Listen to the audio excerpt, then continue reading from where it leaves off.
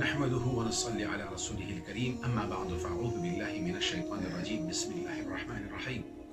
محترم سامعین، صدائے ممبر چینل میں آپ سب دوستوں، بھائی اور بہنوں کو خوش آمدید کہتا ہوں۔ اللہ کریم آپ سب کے مسائل کو حل فرما دے، مشکلات کو ختم فرما دے۔ اللہ کریم آپ سب کو شاد رکھے، آباد رکھے، ہمیشہ کے لیے خوشحال رکھے۔ کل ہم نے ایک سلسلہ شروع کیا تھا پسند اپنی اپنی کے عنوان سے، ہماری ایک ویڈیو اپلوڈ بھی ہو گئی ہے، تو جس بھائی نے دیکھی نہیں تو مہربانی کر کے وہ ویڈیو ذرا جا کر دیکھ لے۔ آج اس کی دوسرے پارٹ کے ساتھ ہم آپ سب دوستوں کی خدمت میں حاضر ہیں۔ ہم نے بات شروع کی تھی کہ ہر انسان کی اپنی اپنی ایک پسند ہوتی ہے، اپنی اپنی پسند ہوتی ہے۔ کسی کا اپنا ایک آئیڈیا ہوتا ہے، نظریہ ہوتا ہے، سوچ ہوتی ہے۔ کسی کی اپنی سوچ ہوتی ہے، کوئی یہ سمجھتا ہے کہ مجھے مال مل جائے، پیسہ مل جائے تو میں بنگلہ خریدوں گا، میں گاڑی خریدوں گا، میں نوکر چاکر رکھوں گا۔ اور کسی کا اپنا ایک الگ سوچ ہوتا ہے کہ وہ میں مدرسہ بناؤں گا، مسجد بنواؤں گا۔ جس طرح ہمارا اپنا ایک سوچ ہے کہ انشاءاللہ العزیز ہم اللہ کے گھر کو تعمیر کریں گے، اور اللہ کریم ہمیں ہمت بھی دے، اور جتنے مشکلات ہیں اللہ تعالیٰ مشکلات کو بھی ختم فرما دے اور ہمارے مسائل کو بھی حل فرما دے، کہ ہم بھی اللہ رب العزت کا ایک خوبصورت سا گھر تعمیر کروا دیں۔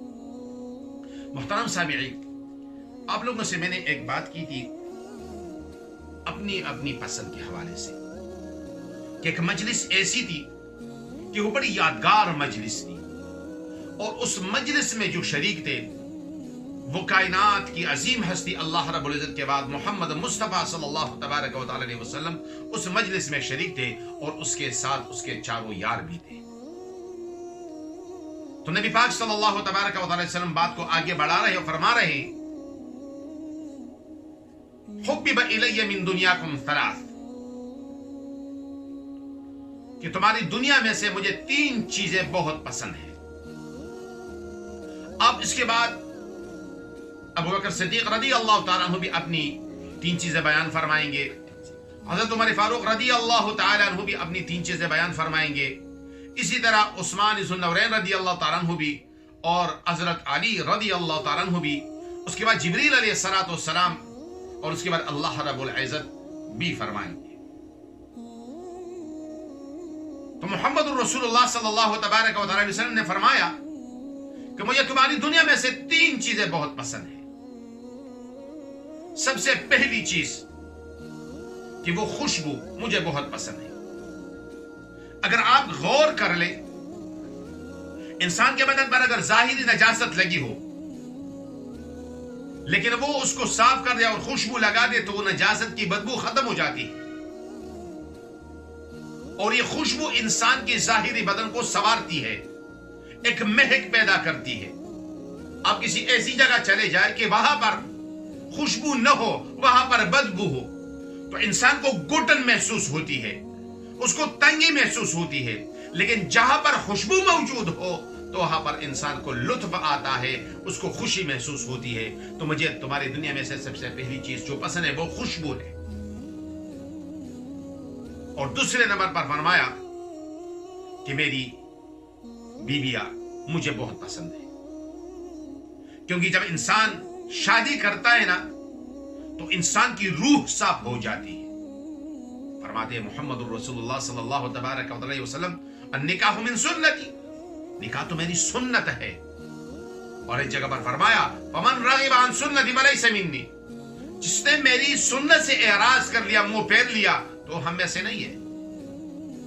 اور تیسرے نمبر پر محمد الرسول اللہ صلی اللہ علیہ وسلم فرماتے ہیں کہ میری آنکھوں کی ٹھنڈک نماز ہے، یعنی اللہ رب العزت نے میرے دل کی اور میری آنکھوں کی جو ٹھنڈک ہے وہ نماز میں رکھی ہے۔ اور انسان سوچے کہ بھائی ایک تو ہم اللہ رب العزت کے دربار میں جب آتے ہیں تو کس طریقے سے آتے ہیں، اللہ کے دربار میں کھڑے ہوتے ہیں تو کس طریقے سے کھڑے ہوتے ہیں۔ اور ایک حدیث میں محمد الرسول اللہ صلی اللہ علیہ وسلم فرماتے الصلاۃ عماد الدین، اور یہ ایمان والوں کی معراج ہے۔ اور فرماتے ہیں کہ بھائی تم اللہ کی اس طرح عبادت کرو کہ تم اللہ کو دیکھ رہے ہو، تم تو اللہ کو نہیں دیکھ سکتے، فإنہ یراک، لیکن اللہ تو تم کو دیکھ رہا ہے۔ تو بھائی اگر ہم نماز پڑھ رہے ہیں تو کس طرح نماز پڑھتے ہیں؟ تو ہم کس طرح نماز پڑھتے ہیں؟ کبھی ہم نے غور کیا اس پر؟ کبھی سوچا ہے ہم نے کہ جب ہم اللہ کے دربار میں کھڑے ہوتے ہیں اور اللہ کے لیے نماز پڑھتے ہیں تو کس طرح ہم نماز پڑھتے ہیں؟ اس کا رکوع بھی صحیح نہیں، اس کا سجدہ بھی صحیح نہیں، اس کا قومہ بھی صحیح نہیں، اس کا جلسہ بھی صحیح نہیں. اور جب ہم اللہ اکبر کرتے ہیں تو 1 منٹ میں فٹافٹ ہم 4 رکعت نماز پڑھ لیتے ہیں. تو ایسی نماز کا کیا فائدہ جو انسان کے لیے آخرت میں وبال جان بن جاتی ہے اور آخرت میں پکڑ ہوتی ہے. تو نبی پاک صلی اللہ علیہ وسلم نے 3 چیزیں بیان فرمائی. تو اس کے بعد حضرت ابوبکر صدیق رضی اللہ تعالیٰ عنہ نے عرض کیا کہ اللہ کے رسول اگر اجازت ہو تو میں بھی اپنی 3 محبوب چیزیں بیان کروں. تو محمد رسول اللہ صلی اللہ تبارک و تعالیٰ وسلم نے اجازت فرمائی. تو حضرت ابوبکر صدیق رضی اللہ تعالیٰ فرمانے ہیں اے اللہ کے رسول مجھے بھی 3 چیزیں بہت پسند ہے. سب سے پہلی چیز آپ کے چہرے انور کو دیکھنا. اللہ اکبر.